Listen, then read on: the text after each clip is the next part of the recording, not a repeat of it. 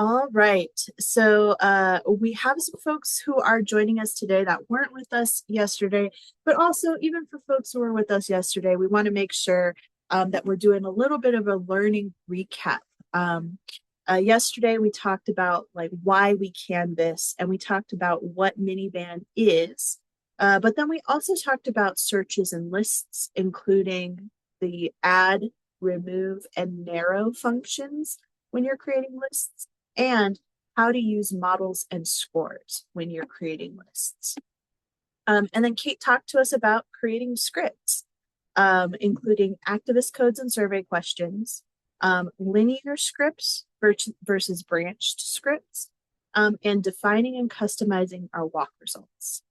So we're going to pull out some of the best practices, some of the key takeaways from those things that we covered yesterday and share them with you here. We canvas because it allows us to engage our communities where they're at. It gives us a chance to have face-to-face conversations with people, and that's really important. Lists and searches are about who we center in our campaigns, also known as our target universe. A script can be linear or branched, depending on whether a person's response changes the course of a conversation, right? If it doesn't change the course of a conversation and you go from, script portion 1 to 2 to 3, that's linear. But if you ask them something in a script and if they say yes, you go this way. And if they say no, you go this way. That is an example of a branched script. A good script is to the point and tailored to our audience. Again, that's who we're centering in our campaigns. And we are using scripts to provide information to or motivate our people to take actions that benefit them, benefit our communities. And we can also use activist codes and survey questions to track information about the people we talk to so that we can have follow-up conversations with them in the future. Because again, we are not parachuting in for one transactional conversation saying, hey, do this thing that I want you to do and I'm never going to talk to you again, right? We want to build understanding with data about our communities so that we can continue to engage them even when it is an off year. And then yesterday we got some feedback that we wanted to spend more time talking about activist codes and survey questions. So we'll do that now. An activist code is a code that you can apply to somebody that describes a quality of that person and is something that you can track. One example is a volunteer prospect. So let's say you're out knocking doors and you're talking to people and part of your script is, hey, would you be interested in joining us as a canvasser for, future efforts? If you wanted to track the people who said, yeah, I'd like to volunteer, you could use an activist code like the one in this example. Activist codes have types. And so in this case, I chose an action type because this person is willing to take this type of action. And then I've named the activist code 2026 volunteer prospect or vol prospect. And so if I come to that point in the script and I'm like, yeah, we need more people to be canvassing with us. Is that something you'd be interested in doing? And they said yes. Say thanks, and then I apply that activist code to them. Similarly, if you're talking to folks, and let's say your campaign centers on the cost of childcare, you would want to know who are the people that I talk to that are families with young children who could use childcare? Who are the folks that I'm talking to that are directly impacted by this issue? So if you find people who are directly impacted, you could create an activist code that is, in this case, I chose a constituency type activist code. And then I called it 2026 childcare. So I would know in 2026, I talked to these people who were folks directly impacted by the cost of childcare. Survey questions, they give us a chance to talk to our communities about their thoughts, feelings, or experiences that are important to us that we want to track so that we can continue those conversations. One example of using a survey question is to ask people how they feel about an issue that's important to your campaign or your candidate or your organization, like the environment. So if I wanted to ask people about their thoughts, feelings, or experiences with voting for a candidate based on that candidate's record with the environment, I could create a survey question like this. So survey question, they show up as SQ, right? And you have survey question categories. So I'm going to choose the issue category for this question because I'm asking a question about an issue, and the issue is the environment. So my survey question, if I wrote the question out that I want my canvassers to ask people, it would be, how important is a candidate's commitment to the environment when deciding who you will vote for? I'm interested to see if this issue is important to the voter. And they have the chance to tell me any of these responses. 1, very important. 2, somewhat important. 3, neutral. 4, somewhat unimportant. Or 5, very unimportant. So let's say that my candidate, they are really good on the environment, and they're doing I don't know, maybe they're going to be doing an Earth Day event, and I want to make sure that we're reaching out to folks who are motivated to vote because of the environment, because they care about the environment.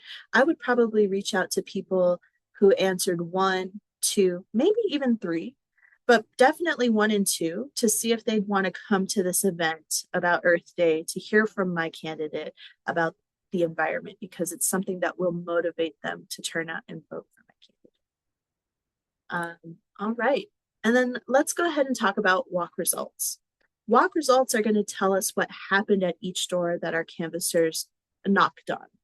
And it's crucial to have shared definitions with our teams and our partners for each result to make the most of each of our attempts. For results like refused or inaccessible, make sure you understand whether you'll attempt those doors again, or if you apply that walk result to them, you will be removing them from future canvassing lists. And there are some terminal canvassing or walk results. Things like moved and deceased will remove your contacts from future lists. Finally, we wanted to talk a little bit about equity, a little bit about justice, which is that our canvassers are valuable team members who can give us critical feedback on our lists, scripts, and turfs. Often canvassers are, they're seasonal workers. They're not with our organization throughout the whole year. Often canvassers, it's their first step into civic engagement work or political work. But just because they are either temporary workers and or more inexperienced in the field, it doesn't mean that their thoughts, their feelings, their experiences don't matter. They are critical data practitioners on our teams. They will give us the information that we need about like how people are responding to our scripts, what they're saying at the doors, what the turf was like, that are going to make us better at our jobs. So make sure you train them on the kinds of data that are going to improve your work, and that you listen to your canvassers when they provide that. And with that, I'm going to go ahead and switch over to Kate, who is going to screen share with us and show us how to build a MiniVan campaign. We built all the components yesterday that we need before we take this step, but now we're actually going to get into MiniVan. And I will go ahead and stop sharing so you can take over, Kate. Awesome. Thank you so much, Desiree. And yeah, so being able to actually put all the elements together of like our script and also thinking through the different ways that we want to contact and have our outreach with our communities.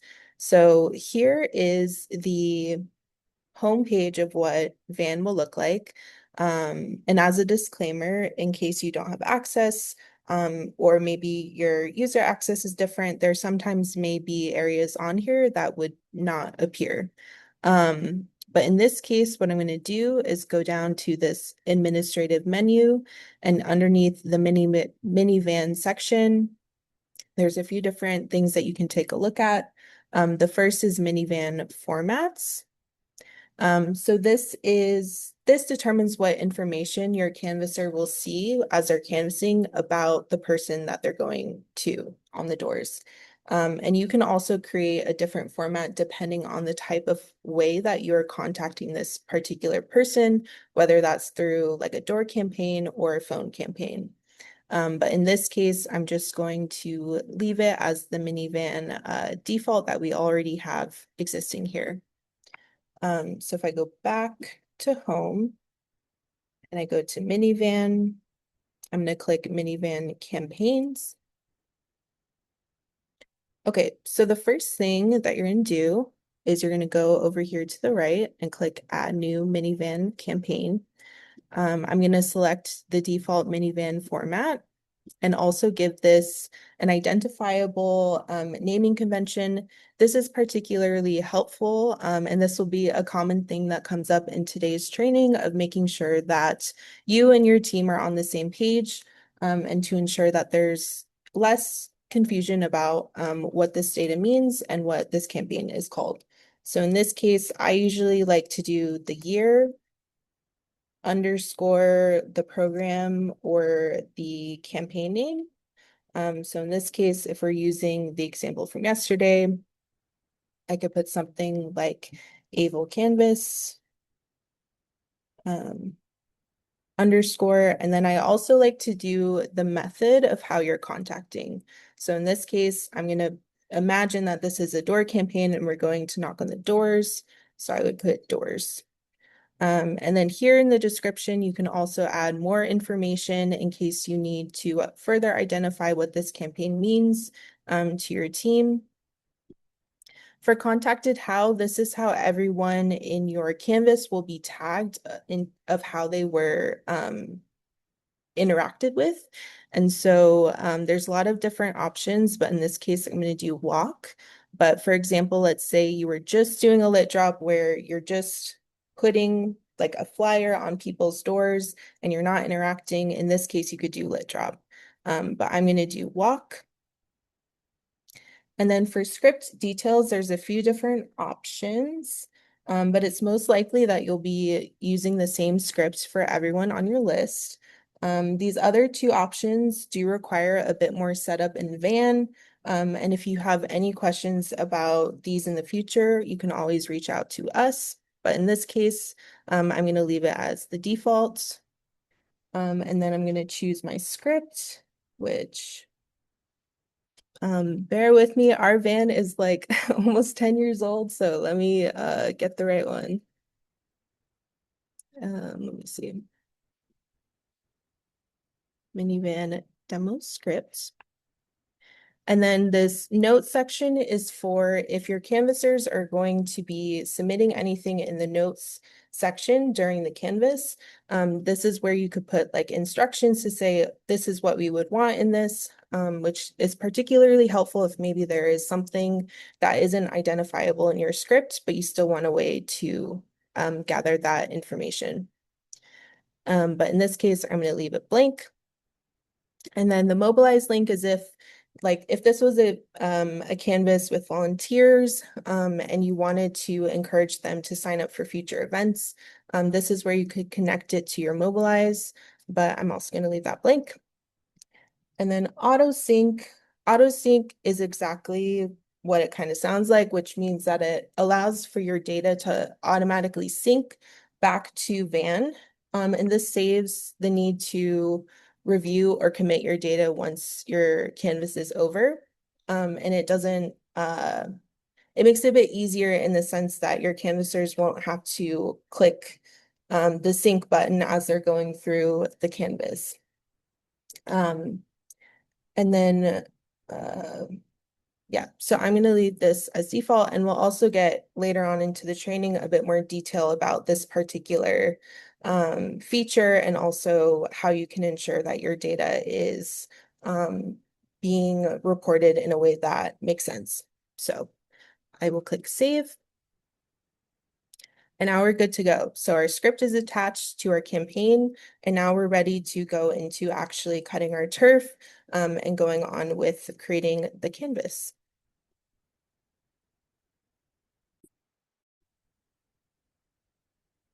All right. Um, Originally we had our 5 minute break here, but that was so quick and painless, that I'm happy to jump into cutting turf if you all are. All right, I'm seeing some thumbs up about that. How do folks go? Yep. All right, let's jump into cutting some turf. Um, get my slideshow back up and running. Yeah, share my screen with y'all. Screen two. Let's go. Okay, so cutting turf. Before we get into Van, I want to go over some best practices really quickly. Um, you want to make sure that you are cutting turf for your canvassers that is easily walkable. And what that means is you don't want little turfs that look like gerrymandered districts where there's oh, it's mostly this square here, but then it juts out over here for some reason, and it's got a loop-de here, right? You want to give your canvassers pretty straightforward, easily walkable turf, which means you are avoiding outliers. You're not going to make a turf that's pretty much all here, but then one little house way over here. You want to avoid having your canvassers being forced to cross busy roads or especially highways. Um, you also want to be mindful of the terrain. If you live in a community like I do here in Belmont slash Flagstaff, there are going to be some neighborhoods that are flat and easily walkable. There are going to be some neighborhoods where folks are climbing a hill to get to the next door. Um, if the terrain is difficult, because you can't avoid it in communities like this, consider cutting smaller turf for people who have to do a lot of walking up, a lot of, you know, uh, that that harder to navigate turf. Give them fewer doors so that they're out there and in the same amount of time they can get through their list, as somebody who's got like a flat grid like turf with more doors. And then also be aware of that when it comes to ability, right? Feel free to like talk to your canvassers and see if they have the knees to do those treks up the hills. Because between me and a 20-year-old canvasser, I'd say give it to the 20-year-old canvasser. My knees hurt. Uh, and then make sure you're cutting turf with a reasonable amount of doors. If you're expecting that canvasser to be able to complete that turf in a single shot. Before we get into cutting turf, I also want to make a couple of notes that the turf cutter has some limits. So in turf cutter, you can only cut turf with a maximum of 10,000 people or 5,000 households. You want to use field math to decide the size of the turf that you're going to cut. Like if you're like, for this weekend of action, we're going to have, 3 different shifts, and each of those shifts, we're trying to get 20 volunteers to come knock doors. Think about, well, how many doors can 20 volunteers knock in a single shift, depending on how many hours it is. Okay, well, I don't want to exceed this amount of doors because that is more than my people will knock on. And also, I want to make sure I have at least this number of doors because I don't want to send 20 volunteers out there for 2 hours and they're done in 30 minutes. That's a waste of my volunteers' time. All right, let's get into it. I am going to get you into Van now, and we're going to demo cutting some turf. So this again is the back end of or this is the back end of a canvas. This is what Van looks like.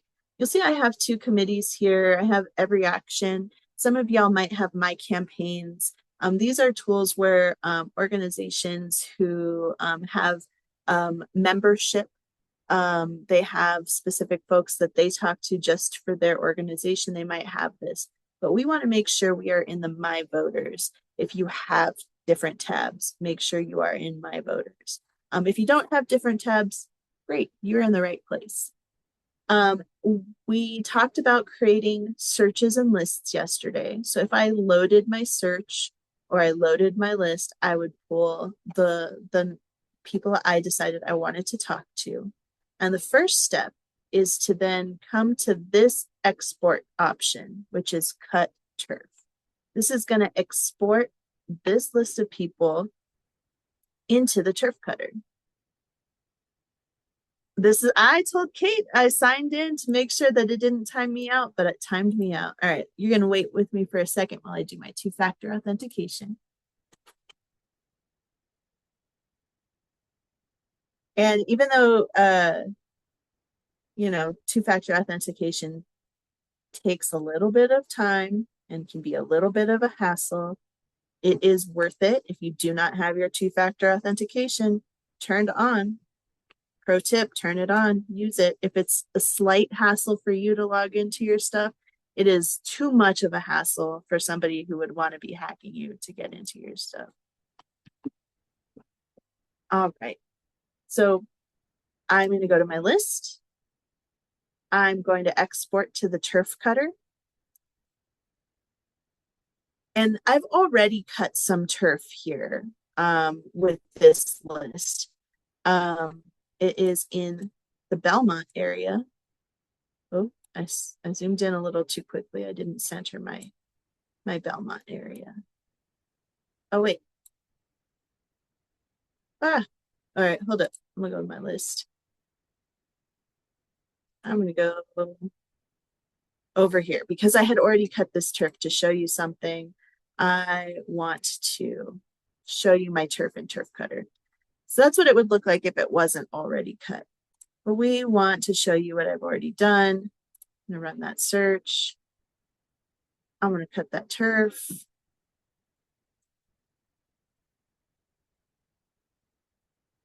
There it is. My little, you can see, oh, there's some color to it now. I want to show you my preloaded turf. I will show you how to cut turf from scratch, but I wanted to show this to you because we talked about best practices.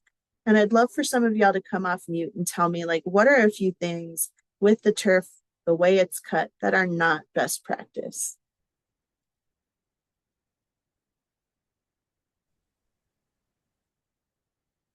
Some oddly irregular shapes in there looking a little gerrymandered. Yeah, like maybe this one here. Yeah. Yeah, for sure. Anything else? There's You one with a also big gap split, in distance. Oh, sorry. yeah, you also split up a street into two different turfs. Half a block is, yeah, there. Actually three. Yeah. Yeah. Yeah. Yep. So I would probably try to keep everybody walking down one street on both sides, which Yep. rather than having them only go halfway through a block. Yep. And then Jose, you were gonna jump in. I was gonna say the same thing. He got it before me. Yeah, and then you'll also see there's these weird little outliers here where this turf's on one side of a main road, but there's just one or two little houses. So it crosses the road and there's a couple of weird little outliers for no reason. I When think you're everyone, cutting turf. Oh, go ahead, Rob. Go ahead.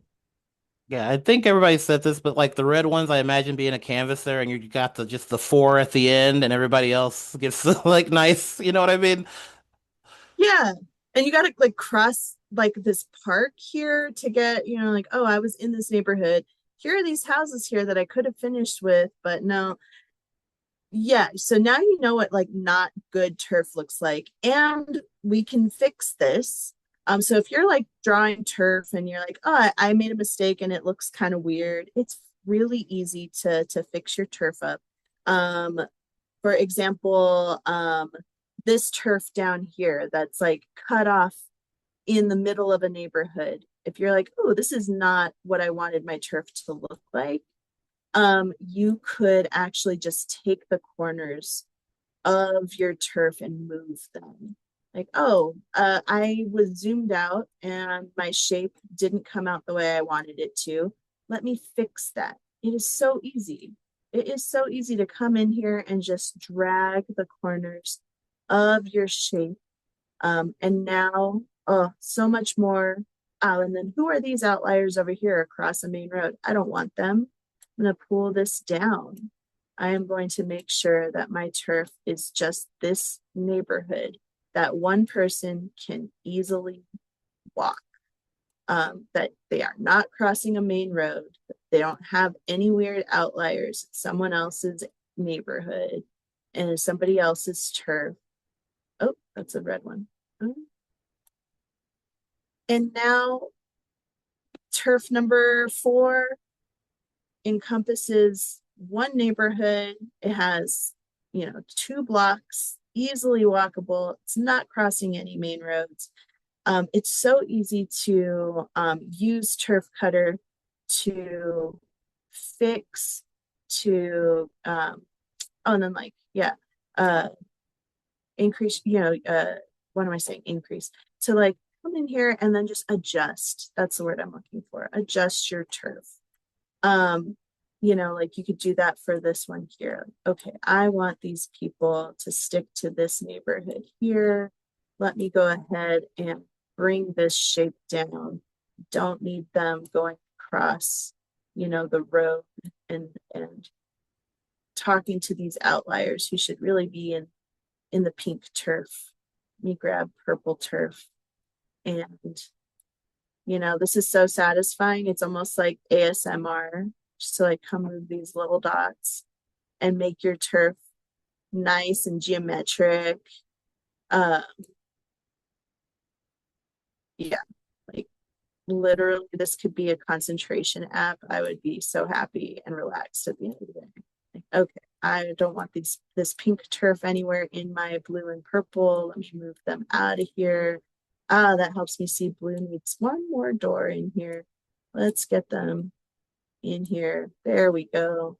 Let's get these last 3 doors in this neighborhood. And if you're starting from scratch, it's really easy. So I'm going to move yellow out of here.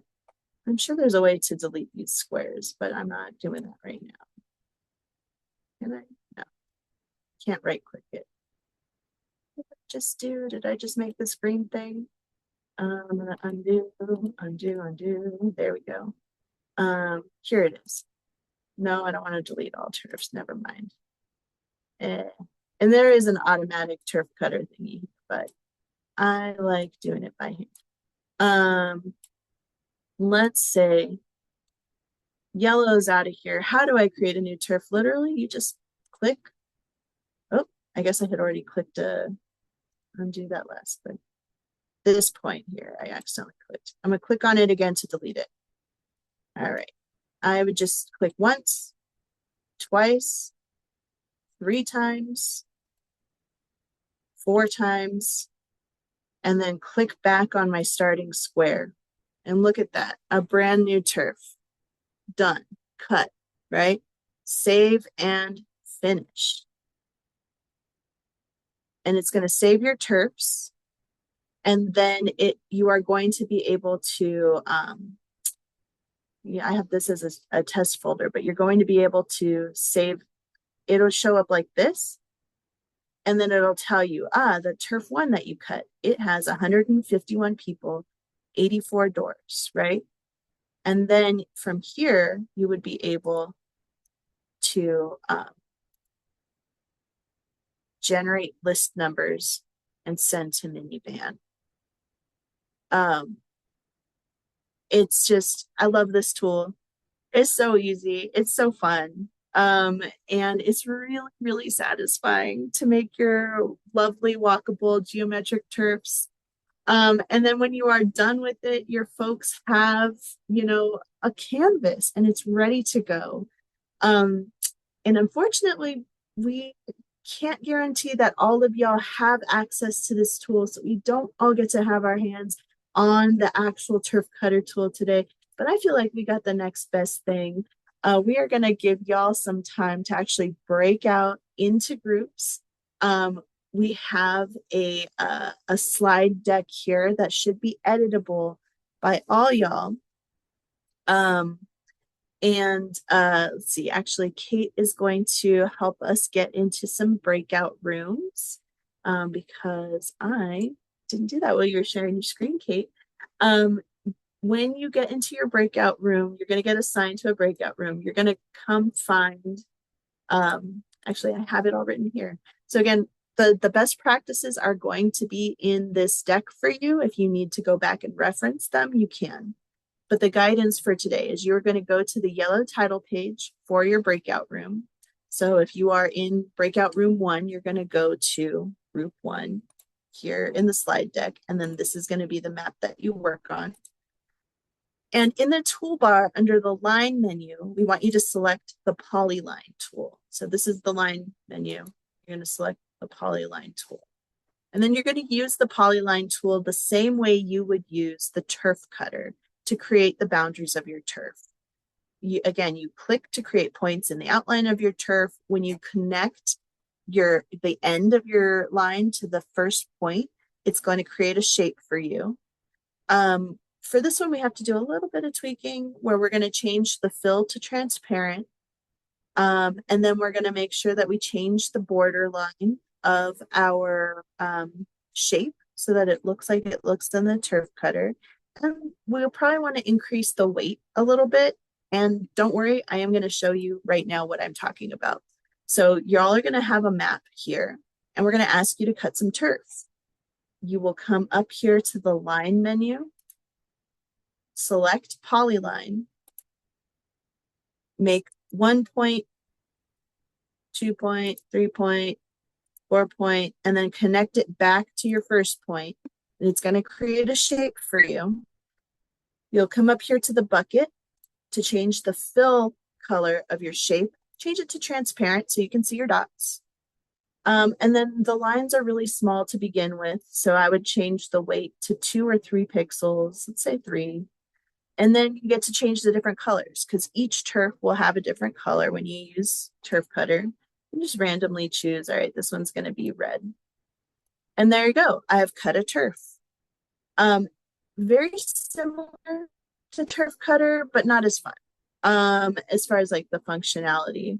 But we want to give you all a turn cutting turf, even if you don't have access to turf cutter. So we are going to go ahead and break out into breakout rooms and, give you all the opportunity to do this. You are going to get this slide deck. It will have your best practices. It will have guidance, and we are here. So if you need to come back out into the main room and call us in to help you in your breakout room, please do so. We'll also be maybe jumping in every now and then to see how y'all are doing. But in your breakout room, all you're going to be doing is working as a team to cut some good turf. So now that we've discussed identifying your universe and also building out your script and setting up your MiniVan campaign in Canvas, it's important to keep in mind the following features to ensure that your data is accurate for your reporting. So as mentioned earlier, when building out your campaign, there is a default setting that allows your Canvasser data to be automatically synced to your van without your Canvasser having to hit sync. We do recommend this setting to ensure that no data is lost after your shift is over with your team. Additionally, MiniVan now has the auto commit feature. In case 2024 was the last time you used MiniVan's reporting system, you may remember having to manually commit, but now this no longer exists, meaning that all of your data is automatically committed every 30 minutes.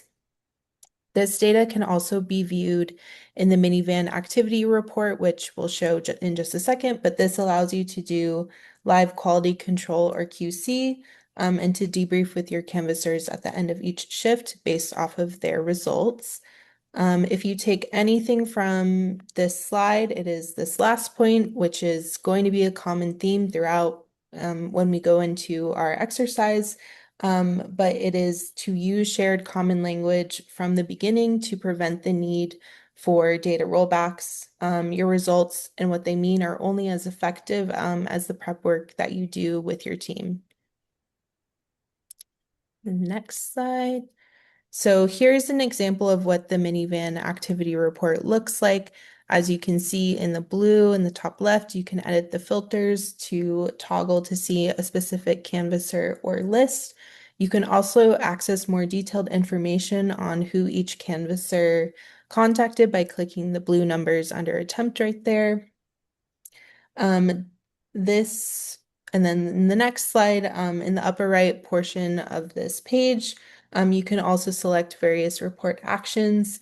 This allows you to schedule MiniVan reports and also to roll back MiniVan commits and also to export the data in case you needed to put it in an external spreadsheet. Please note that some of these features may not be viewable depending on your access, and also to know that any rollbacks that you do with your data are permanent. And so now let's move into understanding how to actually report and analyze your data after it has been synced and committed to your van. The next slide. So reports can be run whenever you would like, but you can also schedule them to auto send. And on this default templates page, it shows a few different examples of reports that you can click into. The first is the activist codes report. So as Desiree was mentioning at the beginning of our training, this is a place where you can look at how the activist codes have been applied to the people that you're speaking with at the doors.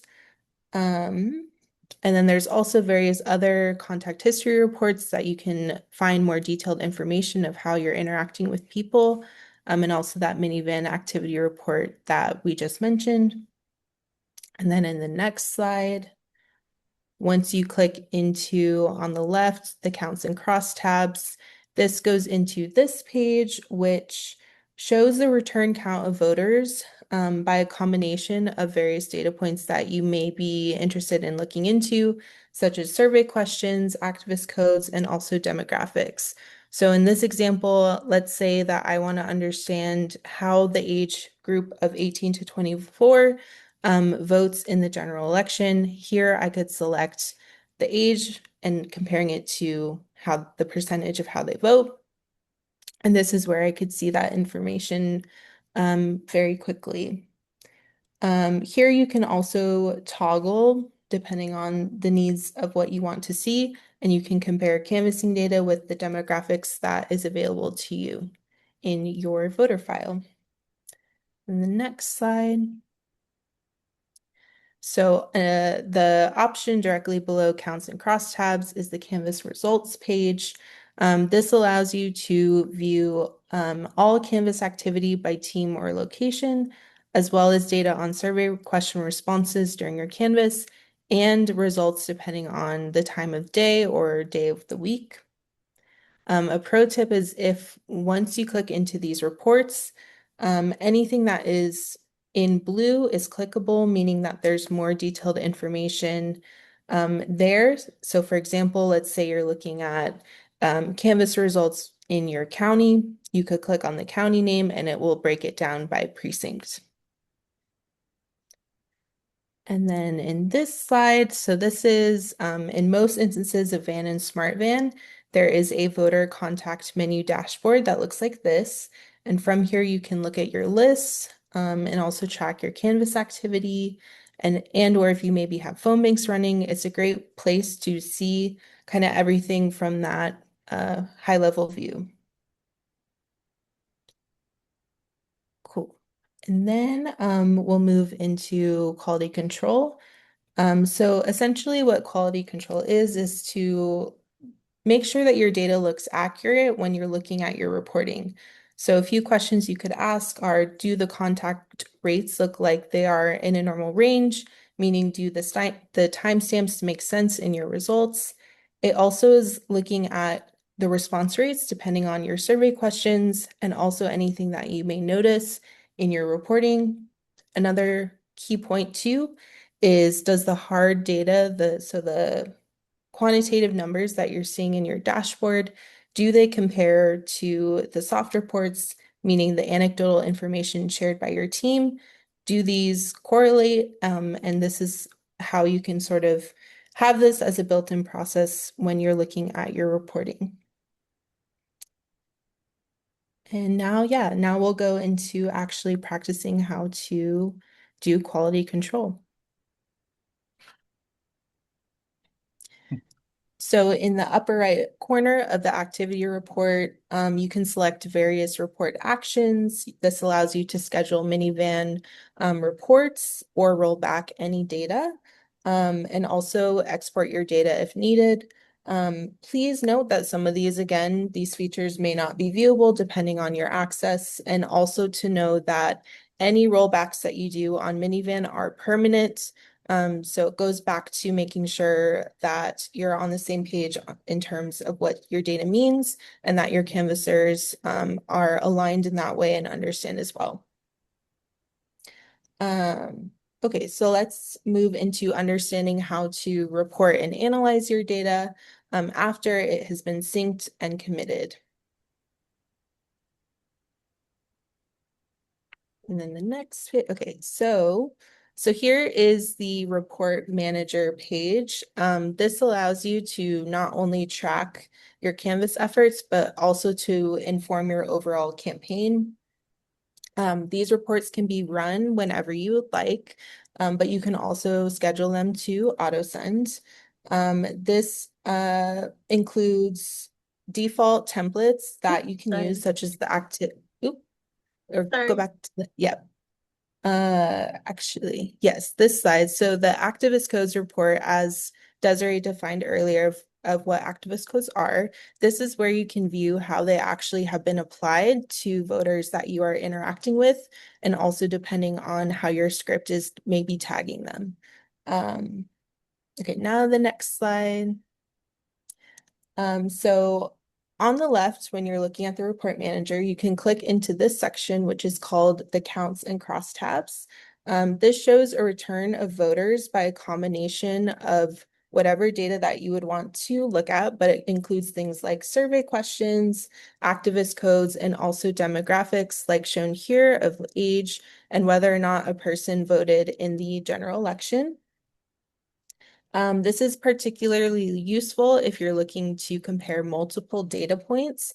So in this example, let's say I want a quick number on the percentage of young voters who voted in the general election. Here I can toggle to show how participation in the general election breaks down by group. And this is a tool that you can also look at how these demographics relate to your actual canvassing data. The next slide. Here is on the left, when you're in the report manager, you can also select under counts and crosstabs this Canvas results. And this allows you to view Canvas activity by team and or location, as well as data on specific survey questions, and also your results depending on the time of day or the day of the week. A pro tip is anytime that you are in any of these reports, anything blue that you see is clickable and usually has more detailed information behind it. So for example, let's say you're reviewing the Canvas results by county, you can actually click on the county and see it break down by precincts. Next slide. So most instances of Van and SmartVan also have a voter contact menu. And from here, you can see various dashboards depending on your list, and also to track any activity going on in your organization. So this is also a helpful way to kind of get an overview of what is going on in your data. Next, we're going to kind of move into quality control, which is essentially looking to make sure that your data looks accurate. It's also asking questions like, do your contact rates look within a normal range of the time of your Canvas shifts? It could also be, do responses to survey questions look like they are in a normal range of time? It's also could be asking the difference between hard versus soft reports. So hard data means like the quantitative numbers that we see on the back end, and soft data is the anecdotal information that your canvassing team might be sharing back with you as feedback. And now we can move into actually practicing QC. So let me Sorry. share. So you can also take a look here as we talk through the exercise. So essentially what we're doing is we're going to be having various scenarios that are examples of real things that can happen in the field. And basically thinking through the questions for each scenario of how this would impact your data. So in this case, all the scenarios your team has been canvassing to help your community sign up for the active early voting list. And after the shift, your team is coming together to debrief the data that has been collected. So once you're in your breakout room, you'll have an assigned scenario. And this is where you can read through and discuss with your team how you would sort of think about this data and why or why not this may be an issue for your data.